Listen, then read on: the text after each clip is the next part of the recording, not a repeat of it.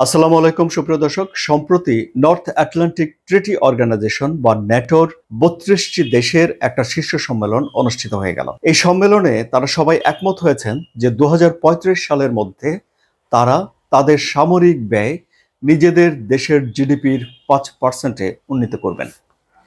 এবং এই যে ৫%-এ উন্নীত করলে ৩২টা দেশের সামরিক ব্যয় যে কি বিপুল কি বিশাল হয় তা আমি আপনাদেরকে বলবো। এবং এই ব্যয় করার পর যেই সামরিক শক্তি তৈরি হবে তা কোথায় কাজে লাগাবে ন্যাটো, এটি এখন একটা প্রশ্ন হয়ে দেখা দিয়েছে। ন্যাটোর মহাসচিব মার্ক রোটে বলছেন যে এই যে ব্যয় করবে তারা, এটি একটা বিপুল অগ্রগতি হয়েছে। ১ বিলিয়ন মানুষের এই জোটের নিরাপত্তা নিশ্চিত করার জন্য এই ব্যয় খুব কাজে লাগবে বলে ন্যাটোর মহাসচিব মনে করছেন। হ্যাঁ, বিশ্বের সামরিক ব্যয় এবং সামরিক সক্ষমতা অর্জন করার দিকটি যদি আপনি বিবেচনা করেন তাহলে অবশ্যই এটি একটি মাইল ফলক এবং একটা বিশাল অর্জন যে সামরিক খাত এত ডেভেলপ করবে সামরিক ইন্ডাস্ট্রি। কিন্তু প্রশ্ন হলো, কার নিরাপত্তার জন্য এই সামরিক ব্যয় এবং কার নিরাপত্তার জন্য এত টাকা খরচ এবং এই টাকাগুলো কোন জায়গা থেকে আসবে? একটা দেশের বাজেটের জন্য তাদের সবারই লিমিটেড মানি থাকে, সেটা অনেক বেশি হতে পারে, অনেক কম হতে পারে। কিন্তু বাজেটের জন্য যে বরাদ্দ থাকে সেই বরাদ্দের এক খাত থেকে কেটে নিয়ে তো অন্য খাতে দিতে হয়। তাহলে এই সামরিক ব্যয় যদি বাড়াতে হয় তাহলে ডেফিনেটলি অন্য কোনো খাতে একটু ব্যয় কমাতে হবে। সেই খাতগুলো কি তাহলে? পরিবেশ রক্ষা, শিক্ষা, সামাজিক সুরক্ষা, কি সেই খাত? সেই প্রশ্ন বিশ্লেষকরা এখন তুলেছেন। এখন ২০৩৫ সালের মধ্যে ন্যাটোভুক্ত ৩২টি দেশই কি সত্যি সত্যি তাদের সামরিক ব্যয় ৫% পর্যন্ত বাড়িয়ে তুলতে পারবেন, নাকি এটি ডোনাল্ড ট্রাম্পকে খুশি করার জন্য এই সিদ্ধান্ত নিয়েছে? সেটিও একটি প্রশ্ন।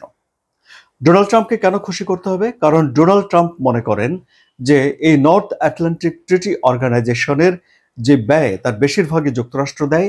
এবং নিরাপত্তা যেহেতু নিশ্চিত করতে হবে বাকিদের, কাজে বাকি যারা সদস্য রয়েছে তাদেরও উচিত এতে ব্যয় বাড়ানো। এবং এমনও কথা শোনা গিয়েছিল যে ডোনাল্ড ট্রাম্প আসলে ন্যাটোতে থাকতেই চান না। ফলে ন্যাটোভুক্ত দেশগুলোর এখন দরকার হয়ে পড়েছে ডোনাল্ড ট্রাম্পকে খুশি রাখা এবং তাকে এই ন্যাটোতে ধরে রাখা। এবং যদি ডোনাল্ড ট্রাম্পকে ধরে রাখতে হয় তাহলে অবশ্যই সামরিক ব্যয় বাড়াতে হবে। এবং তারা সবাই একমত হয়েছে যে তাদের সামরিক ব্যয় তাদের জিডিপির তুলনায় ৫%-এ উন্নীত করবে। কিন্তু সুপ্রিয় দর্শক, এর আগেও তো ন্যাটো সামরিক ব্যয় বাড়ানোর জন্য একটা ঘোষণা দিয়েছিল। তখন তারা সেটি কি সঙ্গে সঙ্গে বাস্তবায়ন করতে পেরেছিল? এটি আমি একটু দেখে বলি আপনাদেরকে। ২০০২ সালে প্রথম ন্যাটো একটা লক্ষ্য নির্ধারণ করে যে তাদের সদস্য দেশগুলো জিডিপির ২% তাদের সামরিক খাতে ব্যয় করবে। ২০০২ সালে তারা এই লক্ষ্য নির্ধারণ করে এবং ২০২১ সাল পর্যন্ত মাত্র ৬টি দেশ সেই লক্ষ্য অর্জন করতে পেরেছে। অথচ এই ২০২১ সালের পর ২০২৪ সাল পর্যন্ত মাত্র ৩ বছরের ব্যবধানে ২৩টি দেশ সেই লক্ষ্য পূরণ করেছে। এবং তারা ২০২৫ সালের মধ্যে নেটোর সব মানে ৩২টি দেশই এই লক্ষ্য পূরণ করবে বলে আশা করা যায়। এখানে ডোনাল্ড ট্রাম্পের তাগাদা কতটুকু কাজে দিয়েছে বা রাশিয়ার সঙ্গে ইউক্রেনের যুদ্ধ কতটুকু অনুঘটক হিসেবে কাজ করেছে সেটি একটি বিবেচনার বিষয় বা পর্যালোচনার বিষয়। এখন ন্যাটো যদি এত শক্তিশালী হয় তাহলে এটি কি নিরাপত্তা এবং স্থিতিশীলতা আনবে, নাকি উত্তেজনা বাড়ানোর ঝুঁকি তৈরি করবে? সেটি একটি প্রশ্ন। কারণ ন্যাটো রাশিয়াকে তাদের জন্য হুমকি মনে করে এবং রাশিয়া ক্রমাগতভাবে তার সামরিক ব্যয় বাড়িয়ে যাচ্ছে। এবং এটি বলা হয়ে থাকে যে রাশিয়ার অর্থনীতি এখন সামরিক ব্যয় নির্ভর হয়ে পড়েছে।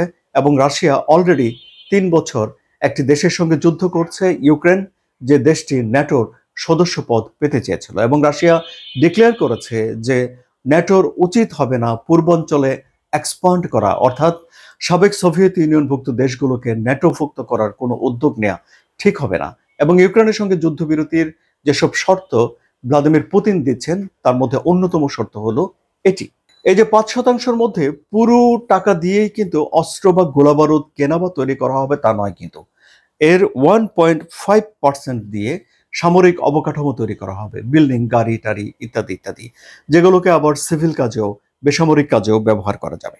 গত বছর ন্যাটোর সামরিক খরচ ছিল $1.5 ট্রিলিয়ন, যা পুরো বিশ্বের সামরিক ব্যয়ের অর্ধেক। যদি ন্যাটোর সদস্যরা 2030 সালের মধ্যে মূল 3.5% লক্ষ্য অর্জন করে, তাহলে এই ব্যয় দাঁড়াবে $13.4 ট্রিলিয়ন।